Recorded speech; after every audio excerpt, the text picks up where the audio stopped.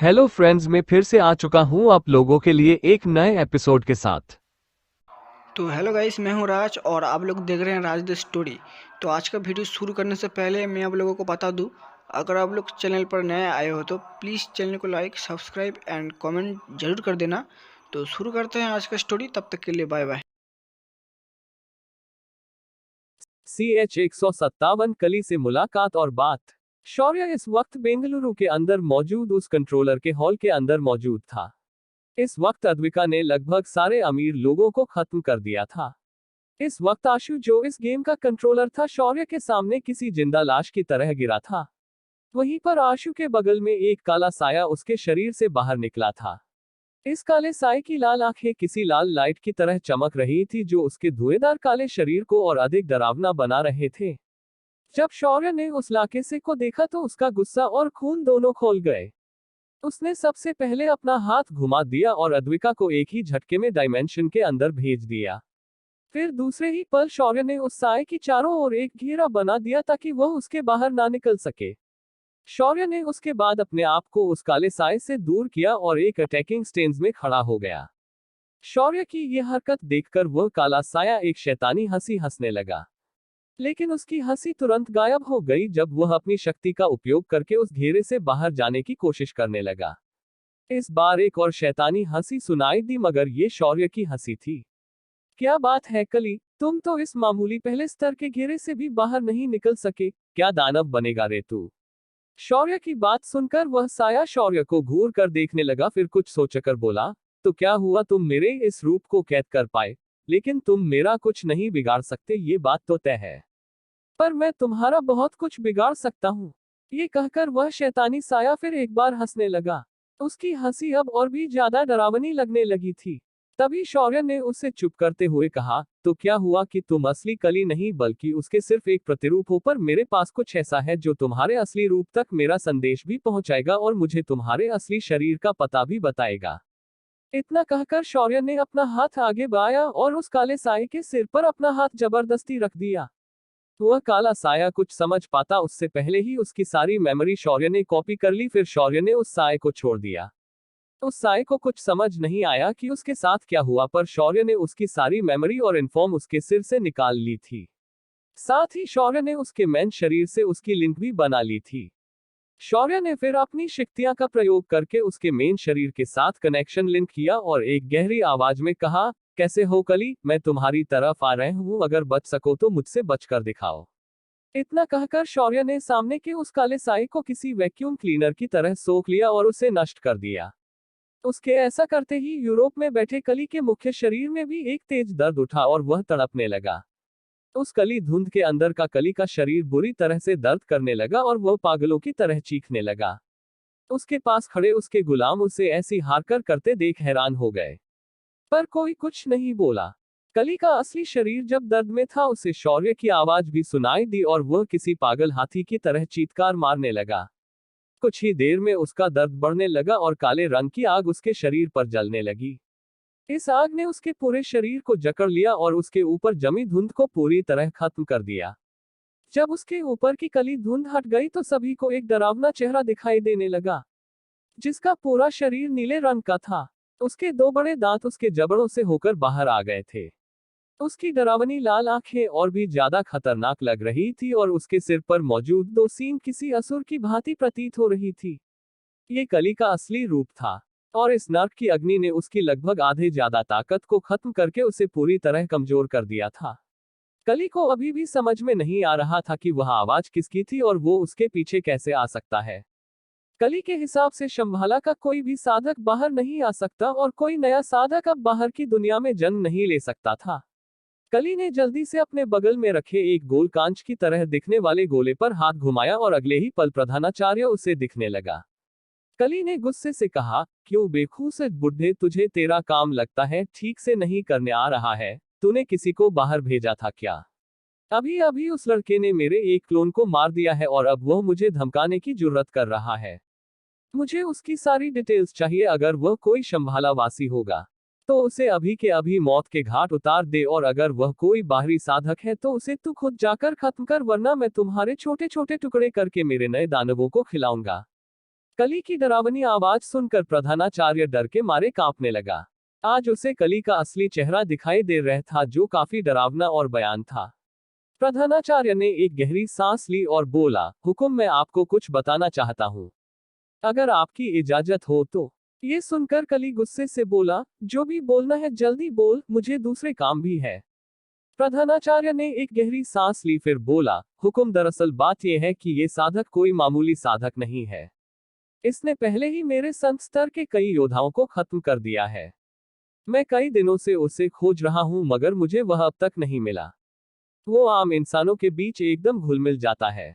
मुझे उसका चेहरा एक्सेस याद है, अगर आप बुरा न माने तो मैं आपको उसका एक वीडियो भेज देता हूँ।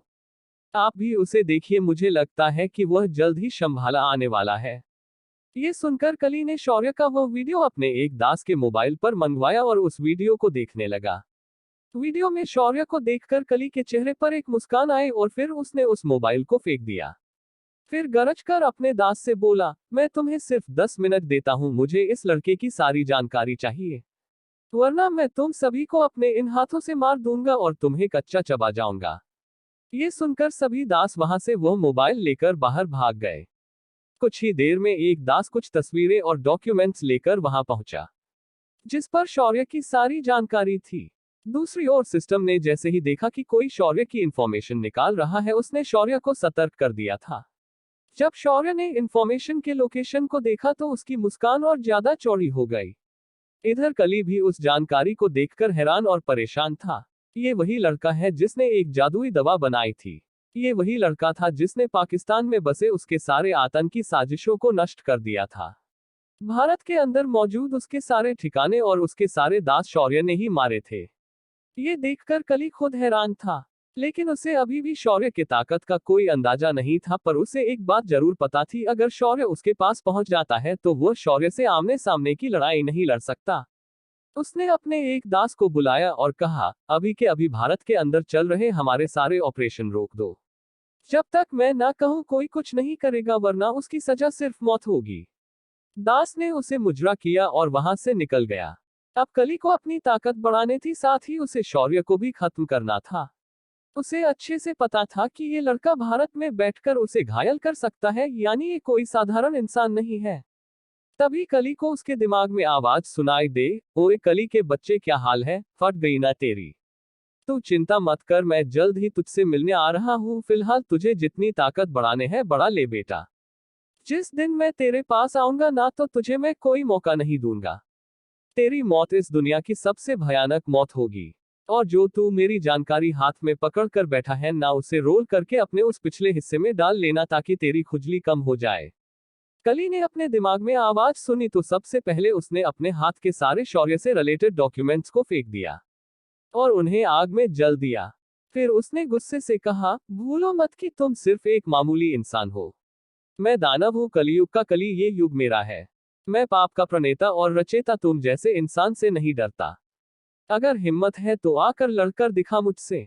उसके इतने चिल्लाने पर भी उसे कोई आवाज नहीं सुनाई दी और कली किसी पागल सांड की तरह गुस्से से अपने आसपास की चीजों को तोड़ने लगा।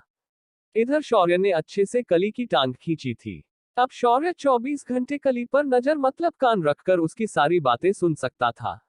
शौर्य ने कली और प्रधानाचार्य की बातें ध्यान से सुनी थी और अब उसे जल्द से जल्द इस प्रधानाचार्य को खत्म करना था, वरना शंभाला खतरे में पड़ सकता है। शौर्य इस वक्त उसी हॉल के अंदर खड़े होकर उन लाशों को देख रहा था। शौर्य ने अपने हाथ से एक बड़ा आग का गोला प्रकट किया, फिर उसने उस गोले को उस हॉल के बीचों बीच फेंक दिया। उसके ऐसा करते ही वहां पर एक धमाका हो गया और वह पूरा का पूरा हॉल धमाके में गायब हो गया। कुछ ही देर में वहां सिर्फ एक सपाट जमीन बच गई थी। वहां दूर दूर तक खेत फैले थे, जिस वजह से इस घटना के बारे में किसी को कानो कान खबर नहीं हुई। शौर्य फिर अपने डायमेंशन के अंदर एंट्री मारी और अद्विका के सामने पहुंच गया। अद्विका शौर्य को देखकर उसके पास दौड़े चली आई। तभी शौर्य ने उसे गले लगाया और सब कुछ विस्तार से समझा दिया। जब अद्विका को कली के अस्तित्व के बारे में पता चला तो वह पहले डर गई, फिर उसने मन में कुछ सोचा और बोली, शौर्य, मैंने अब तय किया है कि मैं भी तुम्हारे साथ इस युद्ध में भाग लूंगी और इस कली को दुनिया से खत्म कर दूंगी। इसके लिए फिर मुझे चाहे जो भी करना पड़े मैं वह करूंगी। अद्विका की बात सुनकर शौर्य का दिल खुश हुआ और उसने अपनी पकड़ अद्विका के ऊपर कस ली और बोला, तुम सच में मेरी अर्धांगिनी बनने के काबिल हो, अब मुझे किसी बात की चिंता नहीं है। तो फिर हम पहले अपनी शादी की बात खत्म कर देते हैं और फिर मैं तुम्हें दूर हिमालय की सैर पर लेकर जाऊंगा। ये सुनकर अद्विका तुरंत बोली, क्या हम हिमालय हमारे हनीमून के लिए जाएंगे? शौर्य ने ये सुना तो वह बोला, हाँ तुम ऐसा सोच सकती हो, पर हम वहां कुछ गंदगी को भी साफ करेंगे जिसने उस पवित्र जगह को अपवित्र किया है।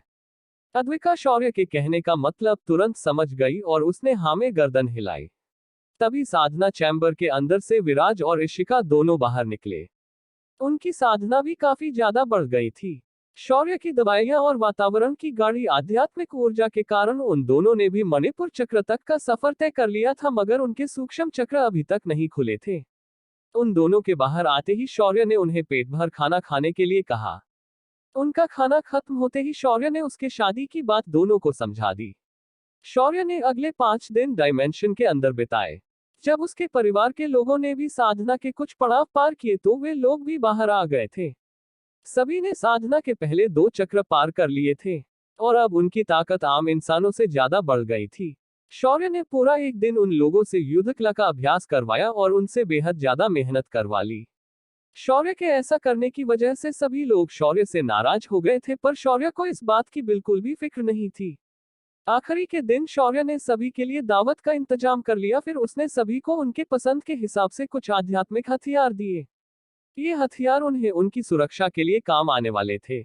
साथ ही सभी के लिए शौर्य ने अपनी तवत्सर के ज्ञान का उपयोग करके कुछ अंगूठी बनाई जो स्टोरेज की क्षमता रखती थी। इन अंगूठियों से सभी लोग बेहद खुश हो गए थे।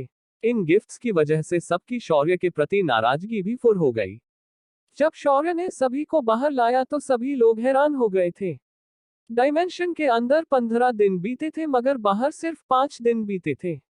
सभी लोग उसके बाद अपनी कैब कमरे में चले गए और अपने मोबाइल फोन को सभी ने चार्ज किया। उसके बाद सभी कारोबार लोगों ने अपने बिजनेस का स्टेटस चेक किया। सब कुछ चेक करने के बाद फिर एक बार परिवार के सभी लोग नीचे मेन हॉल में आ गए। सबके आते ही बड़े दादाजी ने सभी से कहा, मैं सोच रहा हूं कि कल हम सभी लोग अद्विका के घर रिश्ते की बात करने चले जाए। कल का दिन भी अच्छा है, तो इस मौके को गंवाना ठीक नहीं है, क्योंकि उसके बाद हम लोग फिर एक बार बिजी हो जाएंगे। ये सुनकर सभी ने इस बात पर सहमति दिखाई और फिर इधर उधर की बातें करने के बाद सभी लोग अपन अपने करे में चले गए। घर की लड़कियों ने अपने मोबाइल हाथ में लेते ही सोशल मीडिया पर अपने सारे फोटोज शेयर कर दिए। उन्होंने क्लिक किए फोटोज उन जगहों के थे जो डायमेंशन के अंदर की थी। इन फोटोज में खूबसूरती उबाल मारकर बाहर आ रही थी। कुछ लोगों ने तो ये फोटो नकली होने का दावा भी कर दिया, पर तभी परिवार के बाकी लड़कियों ने भी सेम फोटोज डाल दिए तो वो लोग हैरान हो गए। इधर सोशल मीडिया पर डायमेंशन के अंदर की तस्वीरें वायरल हो गई थी। कई लोग अब परिवार के लोगों को मैसेज करके इस जगह के बारे में पूछने लगे थे, जिस वजह से सभी लोग परेशान हो गए। उनके पास इन सवालों का कोई जवाब नहीं था। वो कुछ भी नहीं बोल पा रहे थे। उनकी हालत ऐसे हुई थी मानो बोले तो बोले क्या और सुने तो सुने क्या। जब ये बात शौर्य को पता चली उसके माथे पर बल पड़ गए थे। उसी वक्त सिया की एक तस्वीर पर एक अजीब कमेंट आए। इस कमेंट को देखकर सिया भी हैरान हो गई और उसने शेयर को वह कमेंट दिखाई जिसे देखकर शौर्य के माथे पर बल पड़ गए। ऐसा क्या था उस कमेंट में? ऐसा क्या था उस तस्वीर में? किसने की थी ये कमेंट? अब क्या होने वाला है आगे?